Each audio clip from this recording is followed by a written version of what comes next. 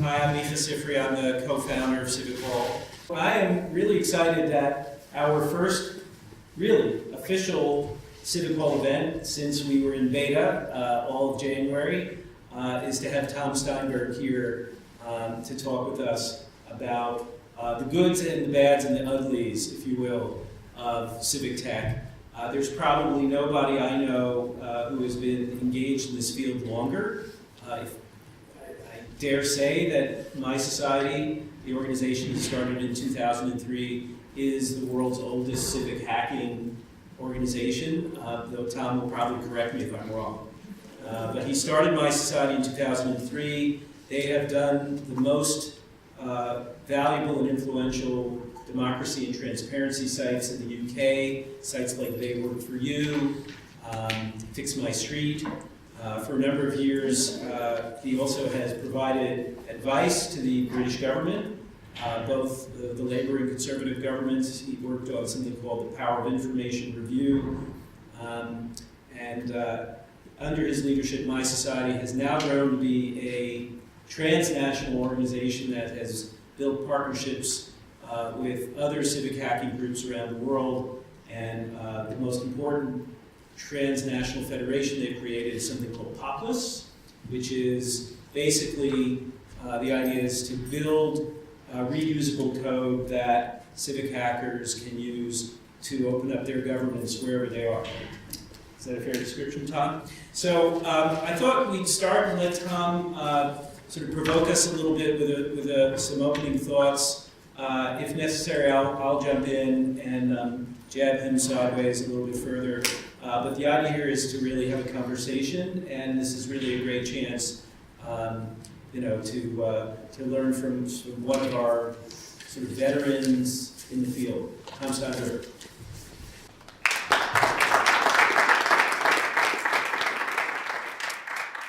Thank you very much. Thank you for those kind words, Mika. Mika has been a real leader internationally in telling the world that there is something there in between the connection between the internet and politics and society and social change for as long as anybody out there. And the fact to be standing here, to be in a physical manifestation of the fact that you back the right horse, that's a wonderful, wonderful thing. So it's great. It's really great to be here. I'm actually going to talk very little about where I'm from. You've just heard an intro, and we may get back into it, because I thought I'd actually just drop straight into 3 thoughts on how to build civic tech projects that matter, that work, that are sort of any good. These are not the only 3 thoughts I have, but if you've ever seen a highly paid consultant, then they will tell you that 3 is the right number of anything. So, and so let's just use this as a way of sort of whetting your appetites, and then hopefully everyone else in the room can get involved pretty shortly. So, number 1 from my long and wizened experience, as Mika was saying, I'm 37, so I'm essentially like an ancient grandfather in this field. Is the incredible importance to civic tech projects of being problem-centered. But problem-centered is a little bit jargony, but to do projects that actually seem to address the problems of real people you've met, rather than theoretical people you may have invented in your own head. The kinds of real problems that people have in this world that relate to sort of civil society are often not so incredibly glamorous.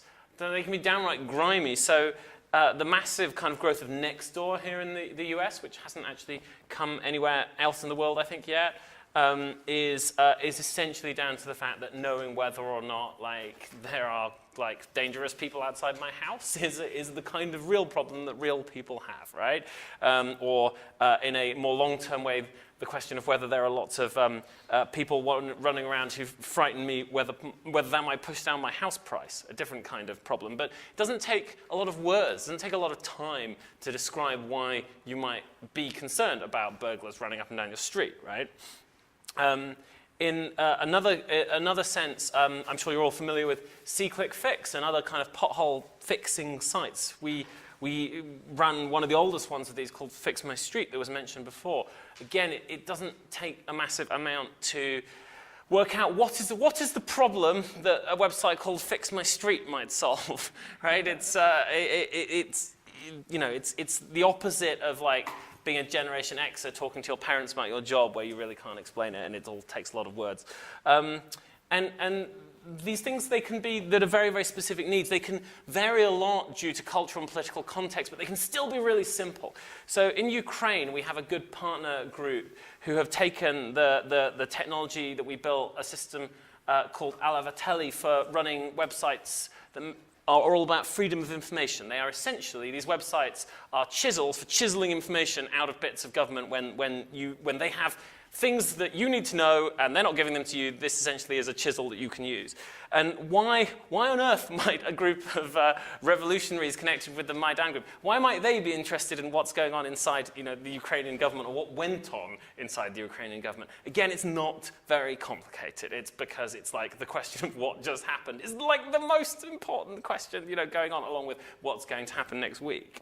So these things, problems and being problem-centered, it doesn't just have to be about super municipal stuff like, dog poo. It can also be very, very simple problems that are actually quite political, like I just don't know what the last government did with all the money. Or in the case of Kenya, I just don't know whether this one politician that was given a certain amount of money to spend on schools and wells and things, I don't know whether they did, right? And it's really, really important because my kid can't go to a school if there's no money for it.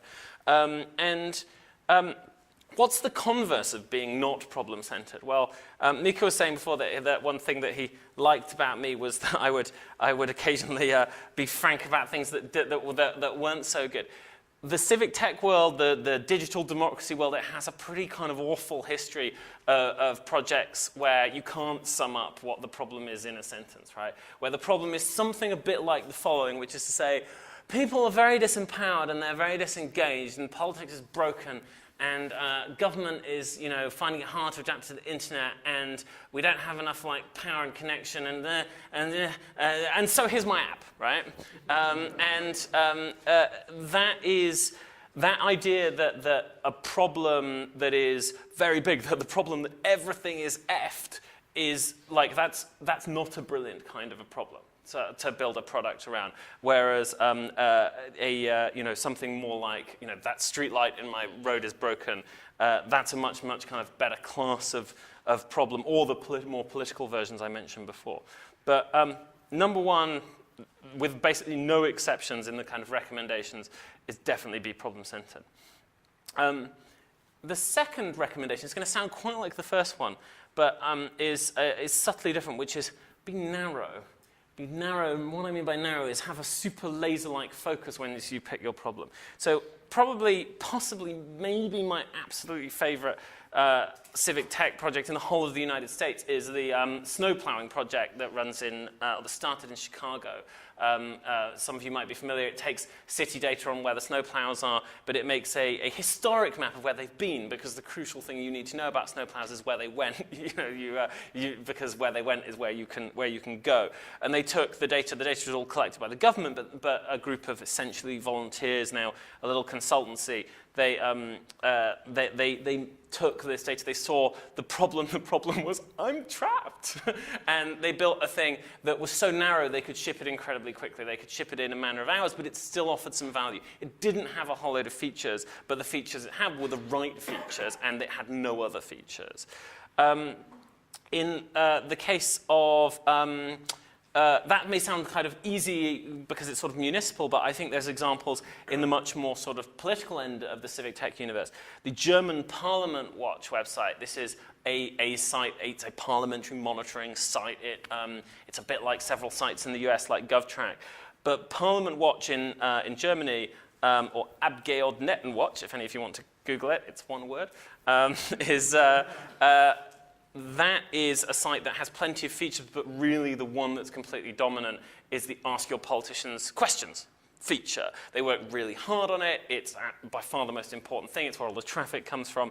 And because of that focus, because they have resisted the temptation to say, we're going to add this, and we're going to go over there, and we're going to add this database, and we're going to make it, sing and dance and make coffee and so on. they've grown that to be a really, really important site. It's probably in some ways one of the best parliamentary monitoring sites in the world. It's not incidentally anything to do with my organization because they had that really excellent kind of grasp of what mattered. What is the problem there again? Just to go back to number one, the problem is that quite often members of the public need to know what politicians think about things, and it's not easy to find out. In America, a real exemplar of narrowness is change.org. I wondered whether anyone here from change.org? Just possible. Change.org, behind the scenes, doubtless, unfathomably complex, loads of kind of client relationships and so on. But at the front end, it's freaking great petitions. It's the best petitions that have ever been put on the internet, right? And the best executed. And they had to pivot several times out their business before they landed on that. But they've really reaped the reward of the fact that they kept narrow. And I'm sure that after they got their 500,000 people or 1 million people on their mailing list right back in the early days, it was probably really tempting at that point in time to do completely different things and be like, we're going to now build this totally new feature and we're going to have an unrelated app and we're going to make a TV show. But in fact, someone in that organization just went, we are going to get every person on planet Earth to sign a change.org petition, and then we will think of a second feature. And that, I think, is a big piece of their success. So resist the temptation to sprawl, resist the temptation to add everything, and it can really, really pay off. So my third point, before I hand back over to Mika, is being clear in your own mind and to other people about what your theory of change is about your tool. Civic tech is this hugely broad word that takes in everything from sort of people trying to replace the world of terrible vendors, of rubbishy systems to city governments. And really it kind of sprawls all the way almost over to like people in Egypt doing such a gigantic on and offline petition that there was then a coup, right? And because it's got such a broad definition, it can be tempting to be a little bit unclear about what it is about the app that you're going to build and how it makes change. And this is particularly important and dangerous in some ways at the very, very governmenty end and the very, very political end. Why is it really important at the governmenty end? It can be important at the government end because as you try and build a service that's for a government or with a government or that's sold to a government or is in some ways it's basically about making governments better at technology, a thing can happen where you have to compromise more and more because the government's so impossible to deal with. You have to remove challenging aspects and you have to remove features because you just can't afford to build them, and you strip it back. And if you get unlucky, what you'll find is that although you started with this idea that we're going to build this piece of tech and it's going to be awesome for the government and it's going to make the world massively better for the people and it's going to somehow move the world forward, you can get to a point where, in fact, you've just sold a system to government, right? And it works. Maybe it's even better than the old one. But it can be hard to connect that with how the world is a much better place.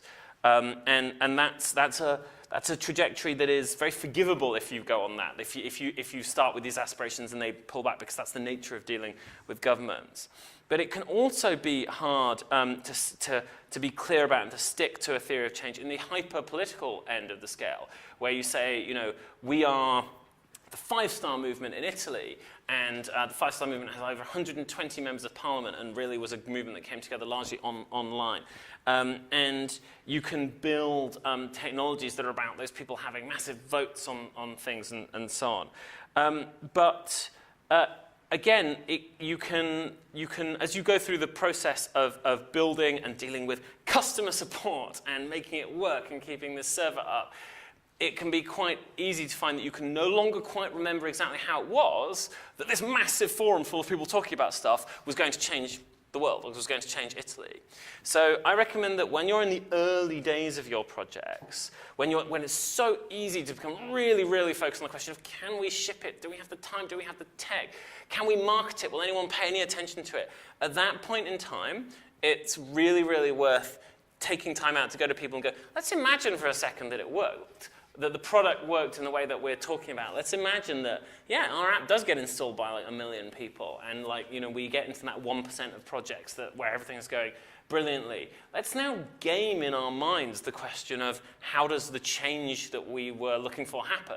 Because if you're in the civic tech world at all, you're probably not here because you think it's just and exclusively the fastest path of using the internet to get incredibly rich and buy your own mega yacht, right? You're almost certainly here because some of you might hope that there's a little bit of that, but there'll be a big part of sort of social mission to a lot of your work. But it can be really easy in that early period because building technology, building apps and websites is just so incredibly difficult that you can gloss over quite easily the conversation about, okay, it has been installed by 1 million people. It does have 3 million monthly active users. How's the world different? Right? Like, let's talk about that story, which might feel like you're jinxing yourselves to talk about that story because that's talking about this very unlikely scenario where you've succeeded. But the worst situation you can come to in some ways is you've got your 1 million users and it's going super and you sit back and go, damn it, we've just become a kind of really undercapitalized startup, right? And like, actually the social impact's pretty nebulous, or it's not the kind of social impact I wanted at all. Maybe we're like making the world a worse place now by accident.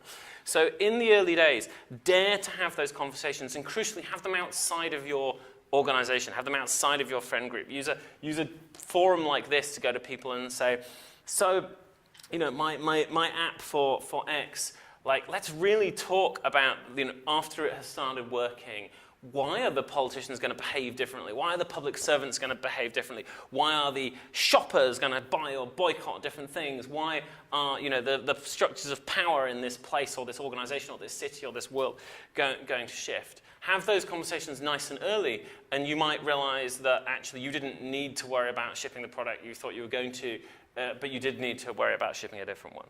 So be problem-centered, be narrow like a laser beam, and think up front quite hard about your theory of change, about how you're going to impact on the world, so that if you do succeed, you don't end up in a slightly awkward situation of wondering what success really meant.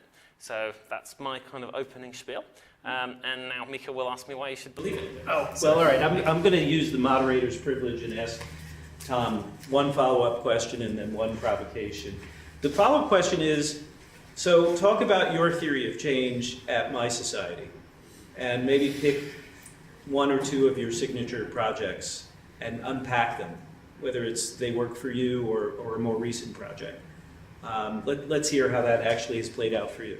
Yeah, so our theory of change is that it is possible to build digital tools of different kinds that give large numbers of pretty normal people power over institutions in different ways, or more power than they would otherwise have without these tools. It's a hypothesis that needs to still be sort of proven and tested. And so an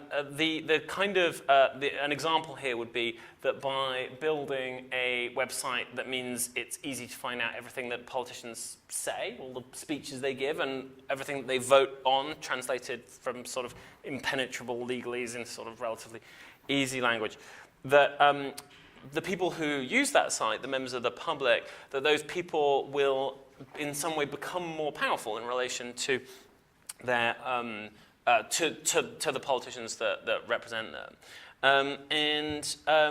That theme also runs through seemingly unrelated things like Fix My Street, which seems like that couldn't be less, you know, it's not about national politics and who we go to war with. But again, to repeat the thesis, which is that it is possible to build tools that give people more power, it is to say, if you build a super, super slick, really, really easy to use thing for reporting broken streetlights and that sort of stuff, that you can give people who otherwise wouldn't report a streetlight because it's too difficult or they'd never heard of it, you can potentially give those people a taste of just what it feels like to exert power. And power is a weird word in the case of streetlights. That doesn't feel like that's where the word power belongs, because power is in like Congress and it's House of Cards. But actually, if you go for the first time in your life and you write and said the streetlight's broken and they fix it, that is an example. There's a power relationship there. And the power is, I have used my power as a citizen over you, the public servant, because you essentially do work for me in a funny way,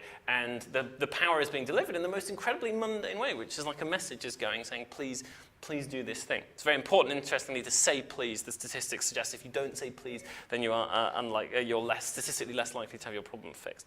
So those are two examples of how our thesis is specifically, the key word in the whole of mySociety is the word power, which is not necessarily true of everyone who works in the civic tech kind of universe.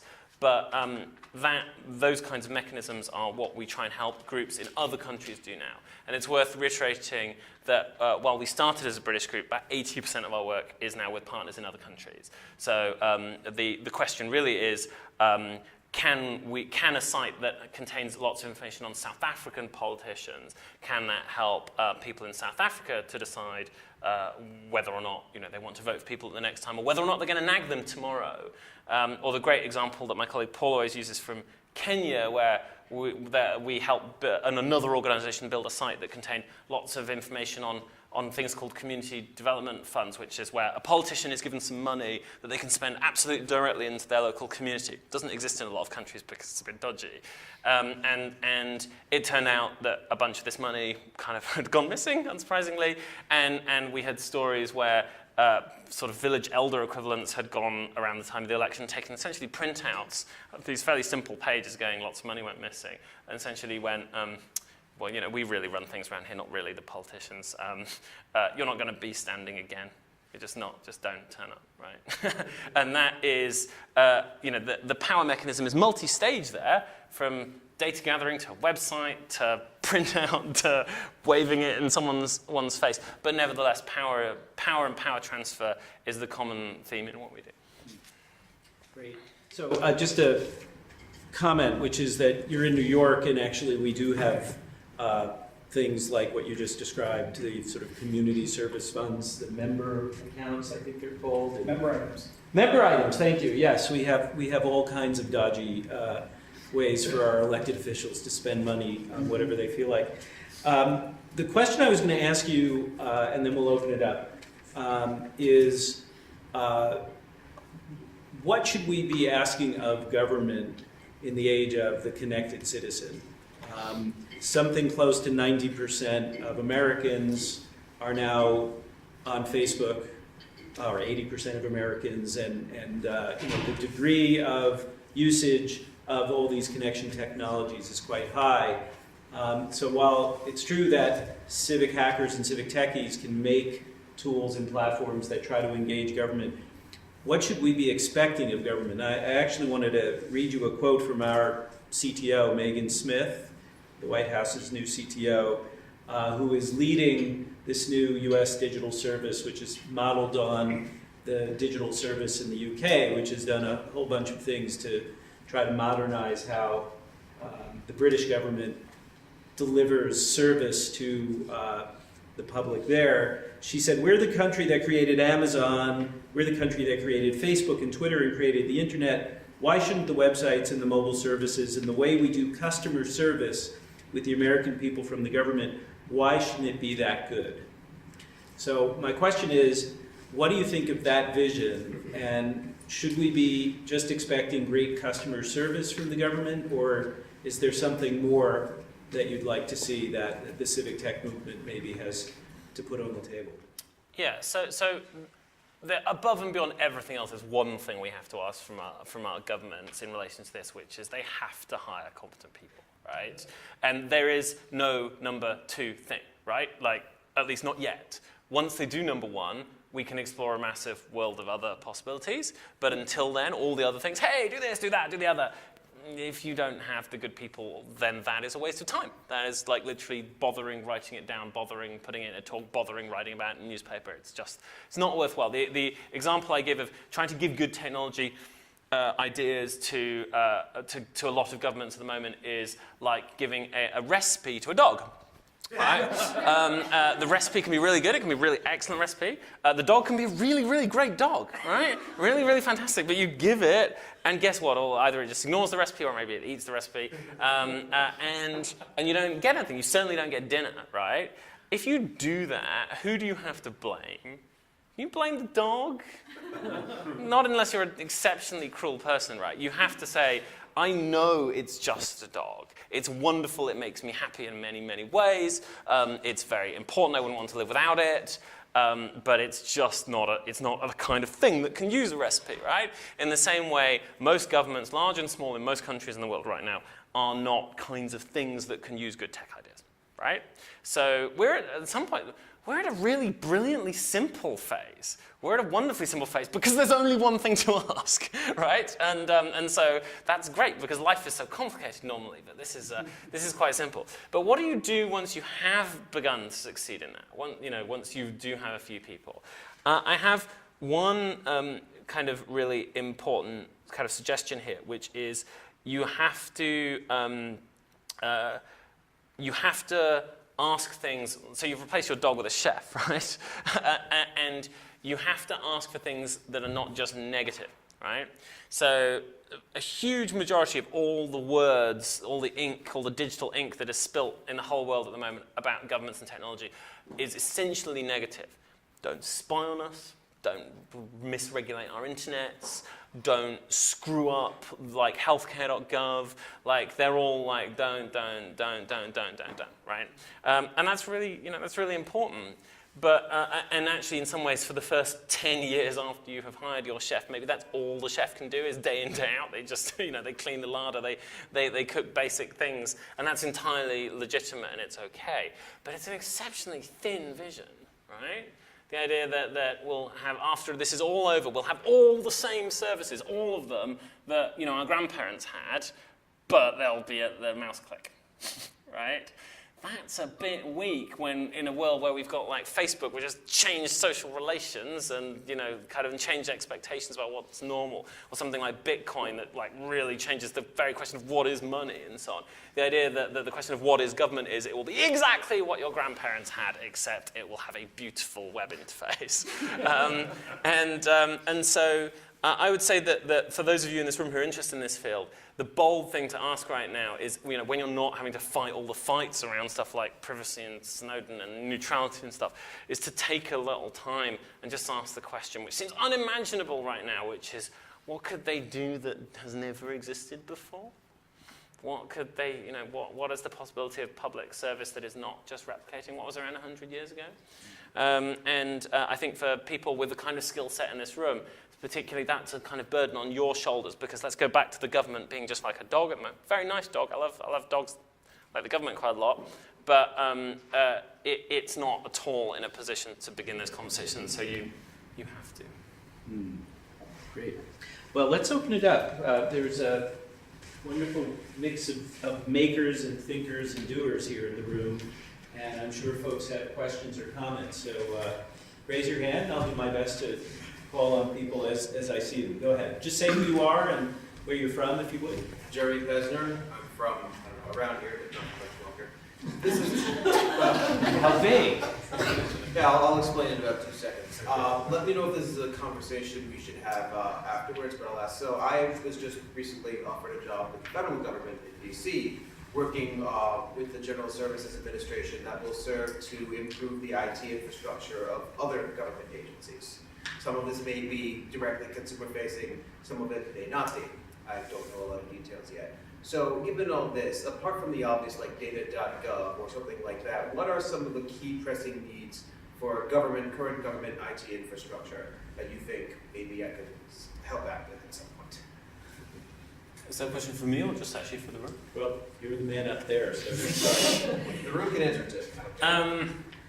It's really tempting to give you the facile answer of like absolutely everything, but that doesn't help you.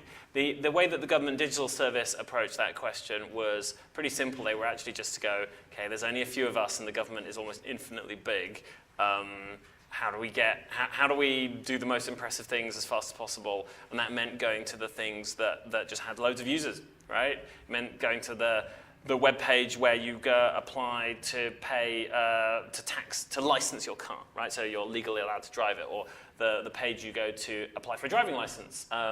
And these had like loads and loads and loads and loads of traffic and were pretty poor experiences. And they started there. And it's pretty hard to argue with that as an approach for two reasons. One is that unarguably, if you can spend 4 weeks on one project and it gets to 20 million users, or 4 weeks on one project and gets to 500,000 users, then really, like, why didn't you go for the first one? But the other thing is internal political legitimacy, which is if you just convert that one system that loads of people use and it's any good, even if it's not very complicated, even if it's not healthcare or government, it doesn't do anything very profound, but a load of people use it, you buy internal political capital to spend inside the government. So look for quick wins that involve massive numbers of people, accumulate, as it were, the equivalent, the kind of, think of World of Warcraft gold, right? But it's like that for government, and then go and spend it on harder, longer term things. Yes. Yeah, go ahead. I'm Monse. I'm from Chile. I used to work as Ciudadano Inteligente. Don't anymore. Here. So I wanted to ask about theories of change and how is Fix My Street a way of making dinner for dog?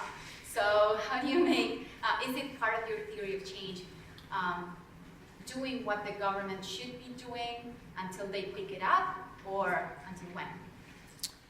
So, in relation to that particular service, or in fact, sort of any service that's like that, there's a bunch of them now. The theory is that worth saying here, Fix My Street might have a different theory from things like SeeClickFix, which look like very similar websites, but they're run by different people, so I can't speak for like those other groups.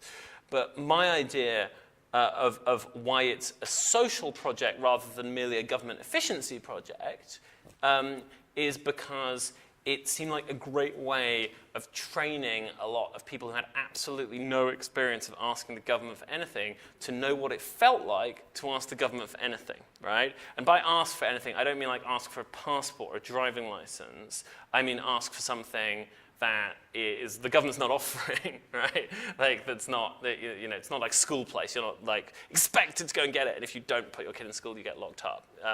If you don't report the broken street light, then the government won't come after you. And so it felt like a very efficient way of giving a lot of people that experience. And so it relates quite to the theory of change that comes from community organizing back to virtually like the Second World War, which is that you give people very, very simple experiences that are in some way civic or democratic, and you expect that a certain subsection of those people will do something a bit more difficult, and a subsection of those people will do something much more difficult. And so in some ways, while it's a very new service, it's actually based on quite an old theory of civics.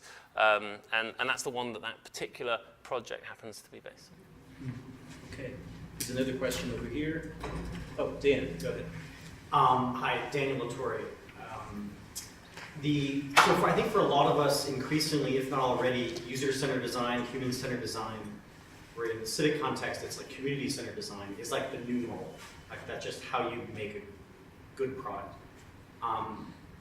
With that being the case, that can also devolve into like focus group, voice of the customer stuff, which people may not be familiar with. So how do you deal with that challenge of the authority or the experience of the product team and not sort of ceding power into like the focus group dog chasing its tail stuff, which can lead to really bad products as well, without also saying, well, screw the community. How do you rationalize that to your clients? So in some ways, we're unusual. We haven't actually made a completely new product for several years because we now have a range of tools in our toolbox.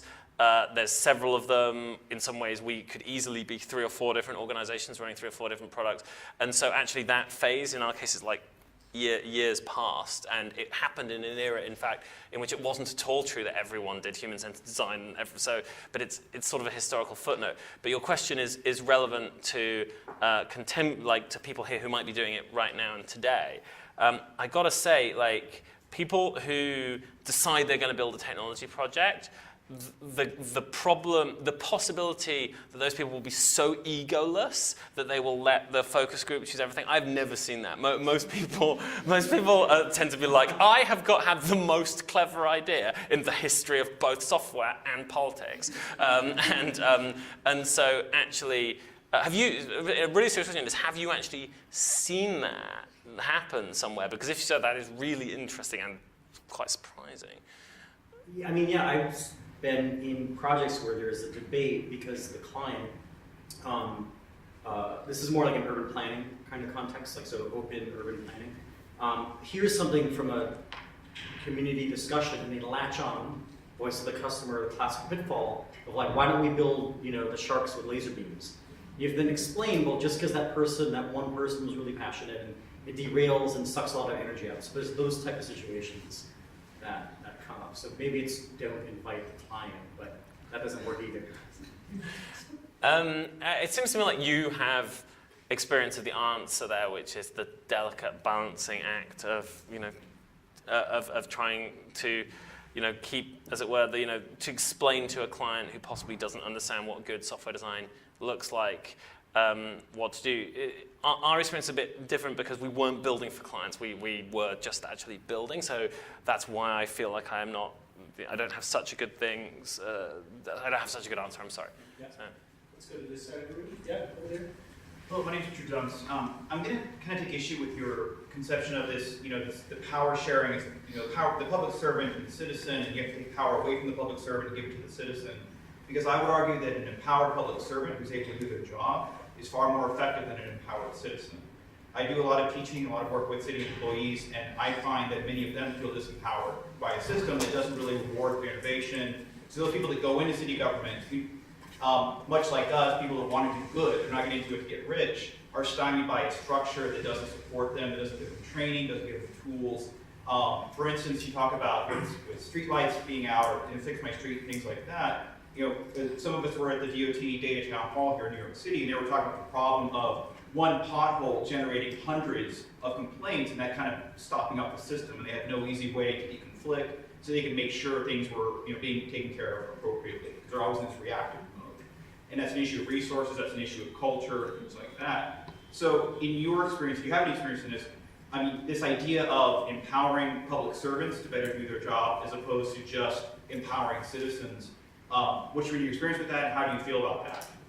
So it's worth saying that when I said that my society is specifically power is kind of core to what we're about and helping give citizens power, that's not the same as saying all civic tech organizations have that as part of their DNA. It's not true in some ways. The reason that I say is so that you can understand that we are not a general civic tech organization. We sit in one little corner, which is it's the corner that is about tools to empower citizens.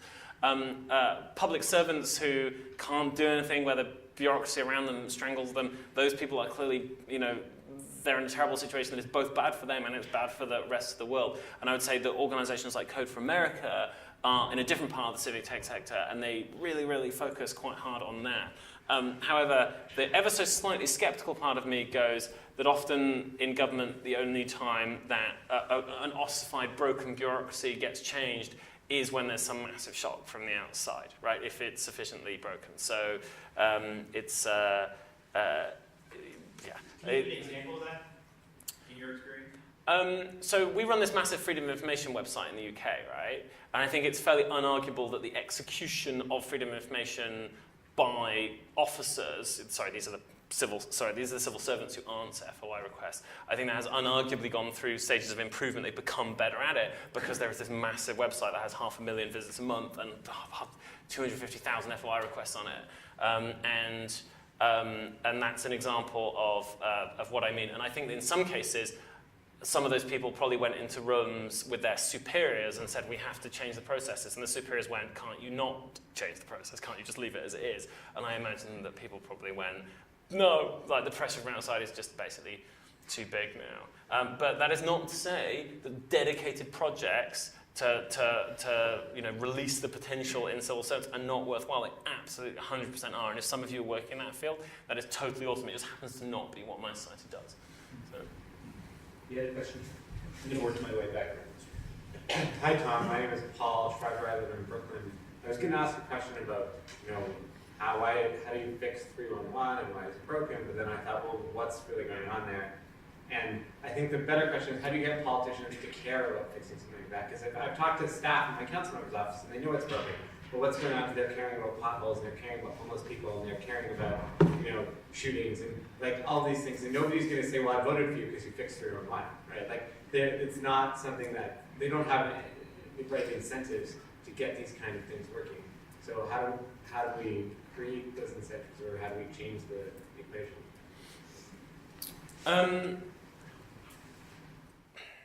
It's funny, stories I tend to have heard are actually the opposite, and that there's actually something disproportionately important and powerful about things like potholes and rubbish bins and streetlights that in some ways they can often have, in the context I've seen, they can have political power that can be greater than really serious issues like whether or not we let old people die on their own in houses, because you get more sort of angry people who are often more connected complaining about things like streetlights.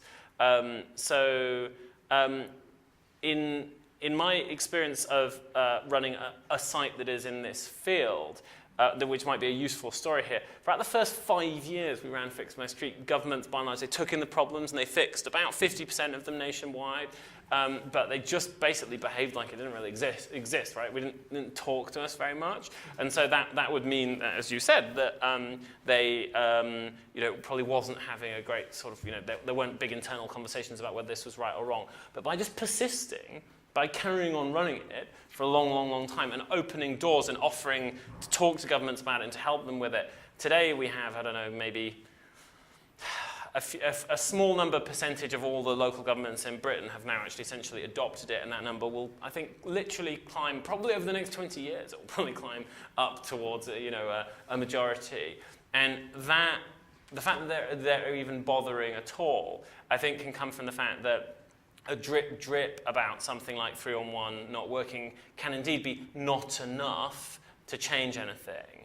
But a 10-year drip, like a stalagmite or something, that's a very different kind of thing. So there's an argument here that says there's a real value in persistence that can be quite alien feeling to the software world. Because especially if you're weaned on Silicon Valley, it can be like, if you haven't exploded in 6 months, you're basically failed.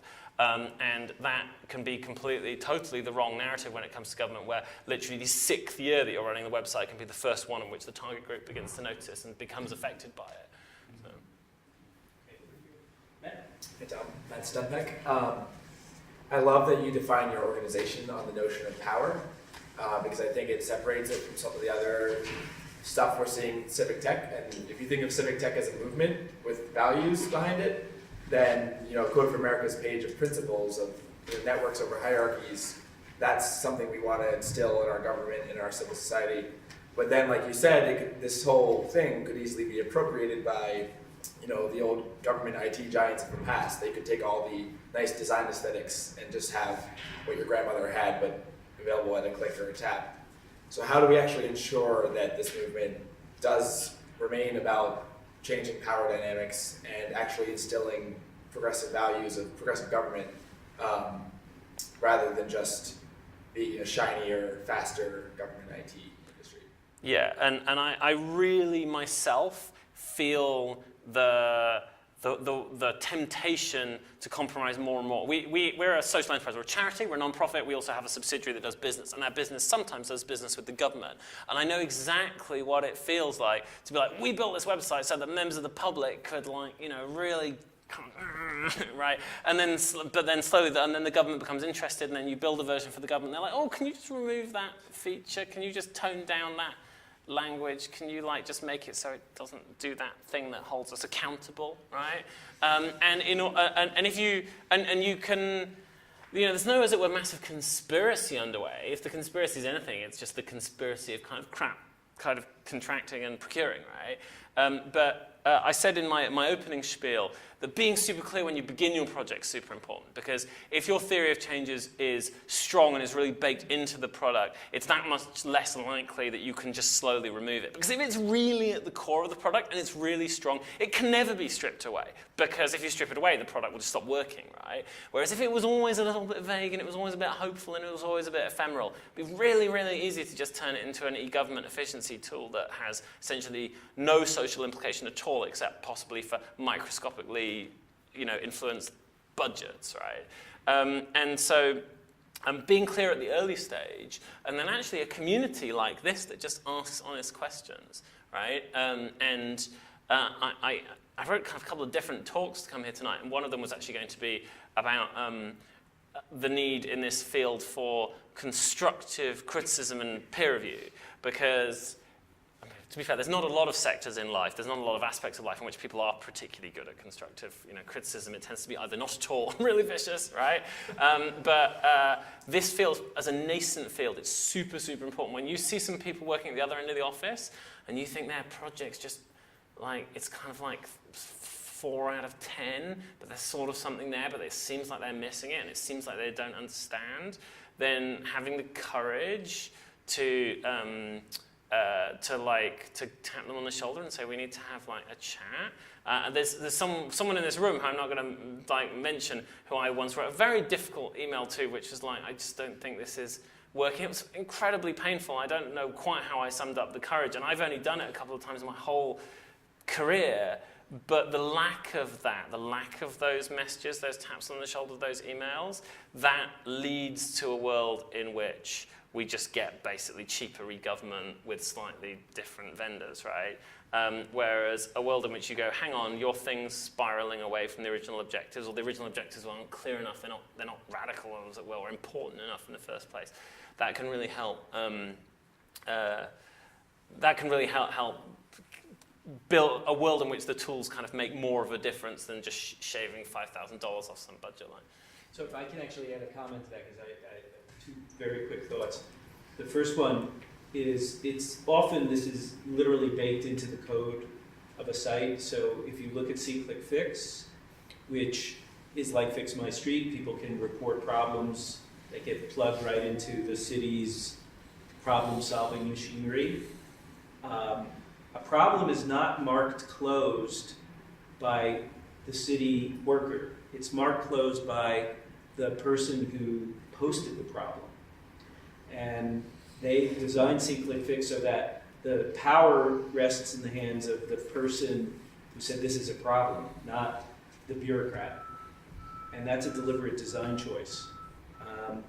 So power is also very much baked into how we design these kinds of tools. If you look at Uber, Uber is specifically designed so that drivers cannot connect to each other. And so for me, one of the sort of ongoing questions is, does this tool enable people to connect to each other or not? When people connect to each other, that's usually where a different kind of power can form. And when they can't connect to each other, that's usually because somebody else is trying to keep them from getting that power. So that's just one way of thinking about this. Did you have a question? You had your hand up just a second ago. Yeah, I did have a question, but are we finished with? Yes, I think so. Go ahead. My name is Chava. I'm a data journalist, and so there's obviously a lot of talk about transparency, open government, and making all this data available, and like they work for you, like a website like that, which is incredible. I guess my question is how to make sure that when we have this transparency, so people know how badly the government is operating, that it doesn't just create distrust and then there's no kind of next step. So knowledge is powerful, is empowering, but then there's kind of this like, well, like, okay, I know this, and then I could phrase that as a question. But I guess that's kind of a concern that I have, that I wonder if you've come across that, or. Yeah, and so for those of you in this room who are maybe building things, the answer to that is super simple, which is you build the next steps, right? And you don't forget them, right? But if you're dealing with government, then it's harder because you have to persuade them of a profoundly unnatural thing that is maybe, someone comes to get a service off you as a government. They've just come to work out when to get their trash collected or something. That is an amazing opportunity to tell them about something else, like how trash budgets are set, right? But that means crossing this like totally unwritten but really strong line that is like politics happens over there on television and newspapers, and your trash can delivery happens here in your street, and they're actually not connected, right? And it means pulling those right together and going, actually, when I'm on like the trash can page of my website, there is going to be buttons and features and links, and it can be done. And my favorite government civic tech story of all time, without any exception, is the one from the UK experience of they took the process of applying for a driving license, which was kind of rubbishy, and they rebuilt it. Yay, how incredibly unexciting is that? Now it's not a sucky experience. On the last page where you finished and it says, okay, we're going to send you the driving license, it says, why don't you register to be an organ donor in case of your death? And, ooh, I'm sorry, I was agreeing with you. okay, sorry. Just when people waving, they're normally like telling me I'm an idiot, that's all.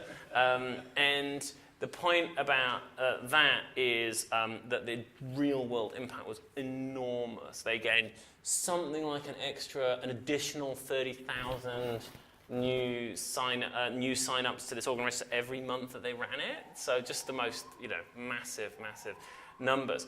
But the principle is the interesting one, which is that that it allowed two bits of government that are different onto the same web page. Oh my God, right? And so now we need to push that a bit further because organ donation is not a political act, right? And so now we need to get into the world of like, so your trash is picked up this day after Thanksgiving because it's different, and next year they're planning to reduce the trash collecting budget by 10%, and this is basically where it happens, right? And I think that right now I don't know of a single government that I've ever seen that has put a single link to a thing like that on a single service page. That is the enormous barrier and the opportunity. It's not exactly a technical barrier. It's adding a link to a web page. We can do that. Well, sorry, the dog can't do it, but like everyone else can. The question is, how do you get to a state in which a city government just thinks, but that's just completely normal. Why on earth wouldn't we tell people about that? Right? No? Yeah, so you raised your hand. Hi, Comrade Tom. Noel Hidalgo from Beta NYC. Please all come out on 21st and 22nd here for Code Across. That's my quick plug. I want to pull apart your response to Richard, though, because you've been talking about how your applications do get adopted by government, or there are tools and practices that get adopted by government, and that inherently is training government and empowering those government civil servants users. So why don't you see it as that you're training them?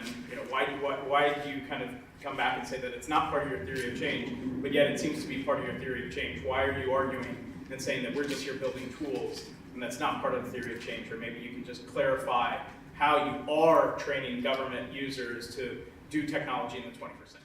Yeah, so My Society is all about, our mission in life is about giving tools to members of the public so that they can use them to beat and or tickle the government is doing things, right? Tickle is the nice version of beating. And we're focused, and if you go back to my talk before, I said how incredibly important focus is. Yes, these things have side benefits that relate to questions like, what could e-government look like? What could government look like? And so the growth of, or the change that happened in Britain around the government digital service was really closely connected to the fact that some of these sites that have been mentioned sort of painted a picture about sort of government services that could be better. But that was essentially pretty much by accident, right? Because the services were always built for members of the public to get stuff out. It just, they happened to look better than the government services that do similar things. And so I don't dispute that we sometimes, reach out into those fields. Sorry, we don't reach out, we spill out. The things we do can have positive effects on government, and they probably sometimes have negative effects, right? But to not go mad, to survive a decade in civic tech, you have to focus. And our choice has been this here all the time. And that's why I'm such a big fan and supporter of Code for America, and that's why I'm such a big fan and supporter of the government digital service, because they manifest solid, exciting institutions that are all about that. And we can be good friends, but we can, just say, we both know that we have slightly different top priorities, and we don't have to compromise on them, which is really important. Great. Time for a couple more questions, comments? Yeah, go ahead. Hi, Tom. I'm Irene. What are some of the challenges of Fix My Street right now? For instance, like this. Challenges of Fix My Street. So one of the intriguing ones, I said before that about 80% of our work is overseas. The FOIA site I mentioned runs in, how many countries now? 20. About 20 countries. The parliamentary monitoring ones in a bunch. Fix My Street, bizarrely, despite the fact it's quite easy to set up and install, people set it up, they install it, and then they don't make it work. They sort of, sometimes they set it up, they install it, and they never even launch it, which is kind of funny. But other times they set it up, they do absolutely zero promotion of any kind, and guess what? It turns out that if you build it, they won't come. And so the British service is not troubled in any particular way. It grows nicely. It would be lovely to spend more money on it, but we can't. The puzzle for me is, given that the fixing of stuff in the streets is such an international problem, it's why is the relatively non-standard and more aggressive thing of FOIA, why does that spread as a service much more successfully? So, no, I don't think anyone's ever set one up in an American city, for example, like Fix My Street. I actually ask you to follow up on this. My Society doesn't charge for any of its sites. All the code is all free and open source. We do sometimes, we charge clients for like help doing stuff, but essentially you can talk about how how you would sustain these kinds of projects. I mean, in your case, it's either contracting to the government or foundations. How do you feel about charging users? So there are I wrote a whole set of notes on like models for paying the bills. How do we keep the lights on after the first few months in all sort of civic tech? And there are about 4 kind of models I'll go through very, very quickly, if that's all right. The first one is that you do indeed just charge the users, right? But in which case what you have to provide has to be of really super high value. And that does exist in the case of things like consumer reports. Anyone here remember that from like the Second World War, right? And the kind of British film? Sorry, Mika's on the board. And that's an example of a civic innovation people are super happy to pay for. Why? Because if you buy the wrong car or refrigerator or washing machine, it sucks and it costs you a load of money. What happens if you report the street light, it doesn't work? What happens if you chase the politician, it doesn't happen? You're unlikely to be immediately out of pocket in a really super tangible way, or have a refrigerator that's leaking all over your floor or something, right? So there is a challenge for civic tech groups to create the enormous level of value that people are like, yeah, here's real cash money. If I had to bet on anyone doing this, it's Nextdoor. I think that people pay to be safe from crime. People pay for locks and burglar alarms. I think Nextdoor will find a way of turning that into real money, but it's really rare. It's got to be as strong as the fear of crime. You can cross-subsidize from another business, which is a different commercial model. You can set up Microsoft, and then you put all the shares in the Gates Foundation and pay for stuff. You can set up eBay and put it into a Media and pay for stuff. Or more prosaically, like the scale that My Society is at, you can build a website for a government regulator or for Google or somebody, and you can take some of the profits, if you make any, and you can spend it. It's a very tough road to plow, though, because cross-subsidizing means that you need to be running 2 businesses. One essentially sort of non-profit, one for-profit. It turns out that running even one business is quite difficult. There is the foundation universe, which My Society has been a very, very kind of substantial and grateful kind of recipient of. The question there, though, is about the long term, not the short term, which is if you think that the thing you're building really deserves to exist in 20 years or 50 years or 100 years, then what's your answer to that? Because some foundations will pay for things in the super, super long run, but they have to be unbelievably important central chronic problems. They have to be people dying in the streets in front of you right now and forever. That's anything that is essentially less urgent than that. Funding will always essentially be sort of time limited to maybe half a decade if you're doing really, really well, right?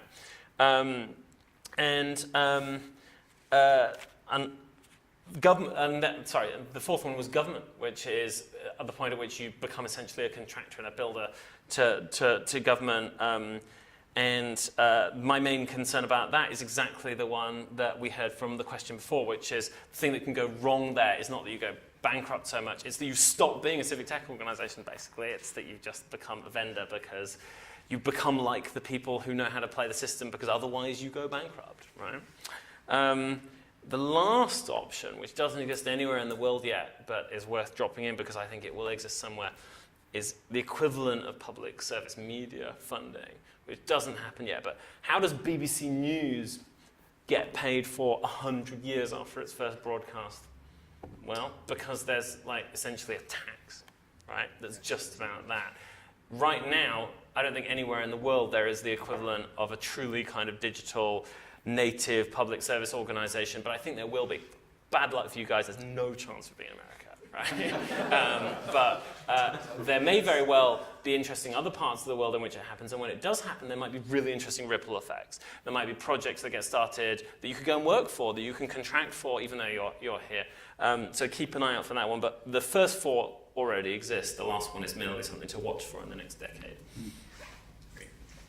Okay, yeah, take 1 or 2 more. Yeah, go ahead. Hi, I'm with the New Cities Foundation. I'm particularly interested in your point of view on the future of civic tech in non-democracies, because your organization is especially active, obviously, in Britain, which is a functioning democracy in the United States. But what we see, what I see more and more, is large parts of the world that are being sort of closed off to kind of free discourse among citizens. I mean, if I look at China or Turkey, large parts of the Middle East, Russia, Hungary, etc. So in these societies, what would be the future of what you're talking about? Because my foundation. So I don't fully understand. I've talked about a lot of things, doubtless to your great frustration and misery this evening. I don't quite know which one or what will they. Well, I mean, for example, in China, in Chinese cities, I don't know. Perhaps you haven't studied that in any. So we partner mainly with people in democracies. Yes. That doesn't mean that there aren't some principles in this field that will apply. And it has been suggested to me on multiple occasions that actually it is the sort of super municipal end that doesn't seem very democratic that might precisely be the sort of thing that works in non-democratic regimes, where you gently encourage people to complain about the fact that the school hasn't got any teachers, right? Or you know, that the road is full of poo or something like that, right? And that might be because it looks municipal. People might not realize there is any power going on, right? Because it doesn't involve the word power. I said before how weird it is to think of as a pothole fixing thing as a power service, but it's really actually useful and important to think of it like that. And so, yeah, I have a hunch that we might see potentially very locally specific kinds of service like that in non-democratic regimes. Can I share one example? Yeah. Go. So Rinda.org started in Russia after all the forest fires there, and particularly after the government there failed to respond in any meaningful way to the forest fires. And so what I've seen in a lot of places where it's not democracies is regular citizens taking up the tools that a city might use, and actually, like in that case, they were crowdsourcing responses to the forest fires, which does definitely get tricky in a non-democracy when you gain power and legitimacy in the community.